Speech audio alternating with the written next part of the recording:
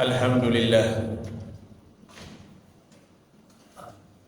Alhamdulillahilladzi ja'ala ash-shahra Ramadan alladzi unzila fihi al-Qur'an hudan lin-nasi wa bayyinatin minal huda wal furqan. Asyhadu an la ilaha illallah wahdahu la syarika lah wa asyhadu anna Muhammadan abduhu wa rasuluh. Created with free version for non-commercial use. Wa barik ala sayyidina Muhammad wa ala ali Muhammad. Amma ba'du, fa ya ibadallah, ittaqullaha haqqa tuqatih wa la tamutunna illa wa antum muslimun. Kaum muslimin sidang jamaah Jumat yang dirahmati oleh Allah Subhanahu wa taala. Tema khutbah kita pada siang hari ini adalah meraih keberkahan di bulan yang penuh berkah. Sebagai seorang muslim sejati, kita senantiasa berharap agar hidup kita ini senantiasa diberkahi oleh Allah Subhanahu wa taala. Betapa pentingnya berkah ini, sehingga Rasulullah sallallahu alaihi wasallam ketika beliau mendengar ada sahabatnya yang melangsungkan pernikahan, beliau berdoa semoga pernikahannya itu diberkahi oleh Allah. Ketika beliau mendengar ada sahabatnya itu melahirkan anak, beliau berdoa kepada Allah semoga anaknya diberkahi oleh Allah. Ketika ada sahabat yang mendapatkan jabatan, beliau berdoa semoga jabatannya itu diberkahi oleh Allah Subhanahu wa taala. Kalau begitu muncul pertanyaan para jamaah sekalian, apa sih yang dimaksud dengan berkah itu? Kalau kita melihat berkah itu berasal dari bahasa Arab barokah, yang dalam kamus bahasa Indonesianya kita sering menyebut dengan berkah. Kalau kita melihat makna asal dari barokah itu, maka makna daripada barokah itu adalah unta yang turun ke tanah. Jadi kalau misalnya kita sering menyampaikan kepada sahabat kita, semoga Bapak dapat berkah ya, maka itu maknanya adalah semoga Bapak dapat unta yang turun ke tanah. Kenapa sehingga unta yang turun ke tanah itu menjadi simbol daripada kebaikan? Karena sesungguhnya bagi orang-orang Arab, unta itu ketika dia turun ke tanah, maka dia memberikan kemanfaatan, dia mendatangkan kebaikan. Kita lihat misalnya, unta adalah jenis atau spesies binatang yang paling tinggi insting kehewanannya. Makanya itu kalau kita baca tentang keistimewaan unta itu dia bisa mengetahui secara geologi. Ketika dia duduk di tanah, maka dia bisa mengetahui secara geologi apakah tanah yang ada di bawahnya itu mengandung minyak atau tanah yang ada di bawahnya itu mengandung air. Dan itulah yang terjadi pada peristiwa ketika Rasulullah sallallahu alaihi wasallam membangun Masjid Quba. Ketika itu para sahabat bingung. Kemudian Rasulullah sallallahu alaihi wasallam katakan, nanti kita melihat ketika unta jalan dan ketika dia duduk lama, maka kita akan gali fondasi. Karena kalau unta itu dia duduk lama, maka itu dia mengetahui secara instingnya bahwa tanah yang ada di bawahnya itu mengandung air yang melimpah. Dan itulah yang terjadi di Masjid Quba, airnya sangat melimpah. Begitu juga para jamaah sekalian, ketika unta itu turun ke tanah, maka dia akan memberikan manfaat yang banyak bagi orang-orang Arab pada saat itu. Dari dagingnya, kemudian dari kulitnya, punggungnya bisa menjadi tunggangan, bahkan air susunya, bahkan mohon maaf, air kencingnya unta itu juga dalam sebuah riwayat mendatangkan manfaat bagi manusia. Jamaah yang dirahmati oleh Allah Subhanahu wa taala, jadi kalau kita mengucapkan semoga Bapak dapat barokah, itu artinya semoga Bapak mendapatkan kebaikan-kebaikan. Kaum muslimin hamba-hamba Allah, ada dua level daripada barokah itu. Level daripada barokah yang pertama adalah ada barokah yang Allah Subhanahu wa taala berikan, yang Allah Subhanahu wa taala tetapkan, dan manusia tidak meminta atau manusia tidak memohonnya. Kenapa? Karena ini hak prerogatif Allah Subhanahu wa taala. Allah Subhanahu wa taala yang menetapkannya. Contohnya adalah Nabi kita Muhammad sallallahu alaihi wasallam. Muhammad tidak pernah meminta kepada Allah Subhanahu wa taala supaya Allah Subhanahu wa taala memberikan status kenabian kepadanya. Tidak diminta oleh Nabi kita Muhammad sallallahu alaihi wasallam, tapi Allah Subhanahu wa taala yang langsung menetapkan Muhammad Rasulullah sallallahu alaihi wasallam. Dan inilah yang banyak diprotes oleh orang-orang kafir Quraisy pada saat itu. Mereka tidak puas, mereka bahkan protes, kenapa yang menjadi nabi itu bukan Sokrates? Kenapa yang jadi nabi itu bukan Aristoteles, bukan Emil Durkheim, tapi Muhammad sallallahu alaihi wasallam? Kenapa? Karena memang Allah Subhanahu wa taala yang punya hak prerogatif untuk menetapkan siapa yang diberkahi oleh Allah Subhanahu wa taala. Karena mereka tidak puas, maka ada yang kemudian memproklamirkan diri sebagai nabi pada saat itu. Muncul Musailamah Al-Kadzab dan nabi-nabi palsu yang lainnya. Orang Indonesia juga tidak, mereka keberatan. Orang Indonesia juga keberatan. Maka kita melihat bahwa ada beberapa fenomena-fenomena yang muncul pada beberapa waktu yang lalu. Muncul orang-orang yang mengaku atau memproklamirkan diri sebagai nabi. Ingat peristiwa Lia Eden, ingat juga peristiwa Ahmad Musaddiq, bahkan yang muncul terakhir di Bandung, ada yang mengaku diri sebagai nabi, namanya Cecep, Nabi Cecep. Nah, karena itu jemaah yang dirahmati oleh Allah Subhanahu wa taala. Jadi ini adalah hak prerogatif Allah Subhanahu wa taala. Ada barokah yang tidak bisa kita minta, tapi Allah Subhanahu wa taala yang menetapkannya. Khidir, kalau kita baca dalam Al-Quran, Khidir itu artinya hijau. Ya. Kenapa? Karena betapa barokahnya Khidir, sehingga tapak kakinya itu, kalau dia menginjak tanah yang kering kerontang, maka tanah itu kemudian subur. Kalau tapak kakinya itu menginjak rumput yang kering, maka rumput itu kemudian menjadi hijau. Betapa barokahnya ada orang-orang yang diberkahi oleh Allah Subhanahu wa taala. Para ulama kita, para wali-wali Allah Subhanahu wa taala. Ini yang pertama. Jadi ada barokah orang, barokah manusia. Ada juga barokah tanah, barokah tempat.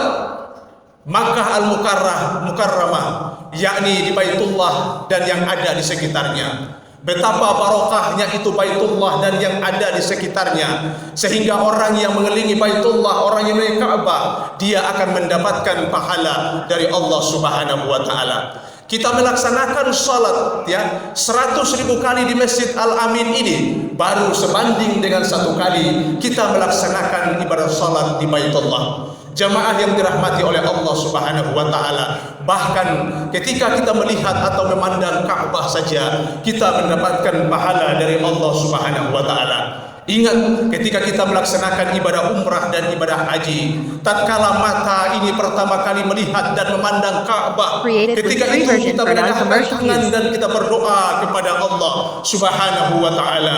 Allahumma zid hadzal baita tashrifan wa ta'ziman wa takriman wa mahabatan wa zid man syarrafahu wa karramahu mimman hajja aw atamarahu tashrifan wa ta'ziman wa takriman. Ya Allah, selama ini hamba salat menghadap ke Baitullah ini, ya Allah, betapa tinggi kerinduan hamba terhadap Baitullah ini, ya Allah. Dan sekarang Engkau memberikan kesempatan kepada hamba untuk bersimpuh di kaki Baitullah ini, ya Allah. Syukur kepada Engkau, ya Allah. Saat itu saja kita sudah tidak bisa lagi menahan linangan air mata kita. Ada orang yang diberkahi oleh Allah, ada tempat-tempat yang diberkahi oleh Allah Subhanahu wa taala. Begitu juga jemaah yang dirahmati oleh Allah Subhanahu wa taala. Ada juga waktu-waktu yang diberkahi oleh Allah Subhanahu wa taala. 2/3 malam yang terakhir, ketika semua umat manusia tidur terlelap, ketika itu kemudian kita bangun dan kita berdoa kepada Allah Subhanahu wa taala. Wa minal laili fatahajjad bihi nafilatan lak asa ay yab'atsaka rabbuka maqaman mahmuda. Nun, di keheningan malam bangunlah engkau, bersujudlah kepada Allah Subhanahu wa taala, meminta doa kepada Allah Subhanahu wa taala, karena itu adalah waktu-waktu yang barokah. Jamaah yang dirahmati oleh Allah, ada orang yang barokah, ada tanah atau tempat yang barokah, ada waktu juga yang barokah, dan ada juga bulan-bulan yang barokah. Salah satunya adalah bulan Ramadan yang sementara ini kita jalani. Jamaah yang dirahmati oleh Allah Subhanahu wa taala. Yang kedua, kalau yang pertama tadi ada barokah yang Allah tetapkan, yang Allah kemudian menetapkan kepada seseorang, maka yang kedua adalah ada barokah yang harus kita minta, kita mohon kepada Allah Subhanahu wa taala. Karena itu kalau bulan Ramadan ini adalah bulan yang barokah, maka barokah itu tidak langsung diberikan kepada kita begitu saja, tapi kita harus mengusahakan, meminta, mohon dan mengusahakannya. Apa yang harus kita usahakan? Lewat ketaatan kita kepada Allah Subhanahu wa taala. Siangnya kita melakukan siam. Siam artinya menahan. Padanannya adalah imsyak, artinya menggenggam atau menahan. Mata ditahan, telinga ditahan, kaki ditahan untuk tidak melakukan perbuatan-perbuatan yang tidak diridai oleh Allah Subhanahu wa taala. Malamnya kita melakukan qiyam, ibadah tegak. Ibadah tegak artinya kita melaksanakan salat tahajud, salat witir. Kemudian 2/3 malam yang terakhir kita mungkin sempurnakan dengan melaksanakan qiyam yang lain, salat tahajud, kemudian salat sunat wudu, salat sunat taubat, salat sunat hajat, salat sunat tasbih dan lain-lain sebagainya. Jamaah yang dirahmati oleh Allah, meraih keberkahan di bulan Ramadan ini dengan mengisi dengan ketaatan-ketaatan kepada Allah Subhanahu wa taala. Yang kedua, para jemaah yang dirahmati oleh Allah Subhanahu wa taala, ada barokah harta. Bagaimana caranya barokah harta itu? Yakni kita memancingnya. Cara memancingnya itu dengan 6 perkara. Yang pertama adalah dengan zakat, kemudian infak, sedekah, wasiat, kemudian kita wakaf.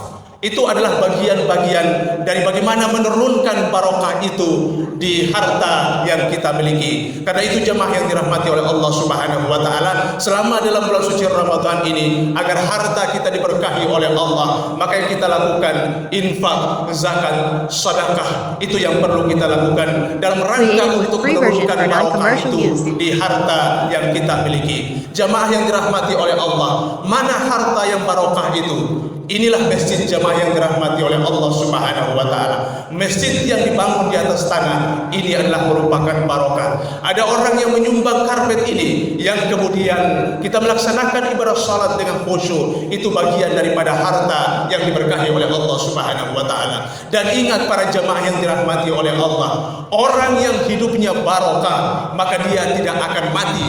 Sekali lagi, orang yang hidupnya barokah, maka dia tidak akan mati. Walaupun badannya itu telah hancur dimakan oleh tanah, tapi namanya tetap hidup. Kita lihat Kiai Haji Ahmad Dahlan, badannya sudah hancur dimakan oleh tanah, tapi lihat Muhammadiyah hidup. Rumah sakit Muhammadiyah hidup. Perguruan tinggi Muhammadiyah hidup. Lembaga Muhammadiyah hidup.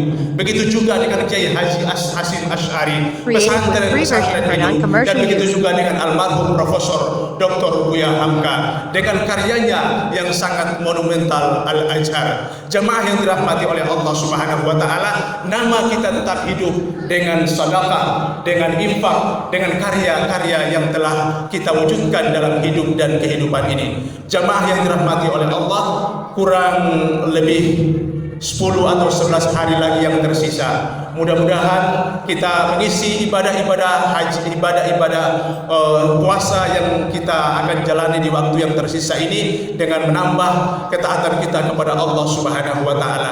Semoga ketika kita melepaskan daripada bulan suci Ramadan ini, ada 3 yang kita dapatkan. Yang pertama adalah keimanan kita bertambah, yang kedua amal-amal kita bertambah, dan yang ketiga adalah ilmu kita bertambah. Sehingga nanti pada saat di penghujung Ramadan, ketika di masjid, ketika imam kemudian bertakbir, Created with free version for non-commercial use. Akbar, Allahu Akbar, Allahu Akbar, la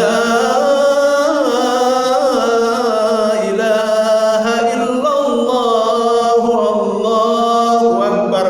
Ketika itu kita kemudian duduk bersujud ya di masjid, di sudut-sudut masjid kemudian ada hamba Allah Subhanahu wa taala yang penuh khawatir dan cemas.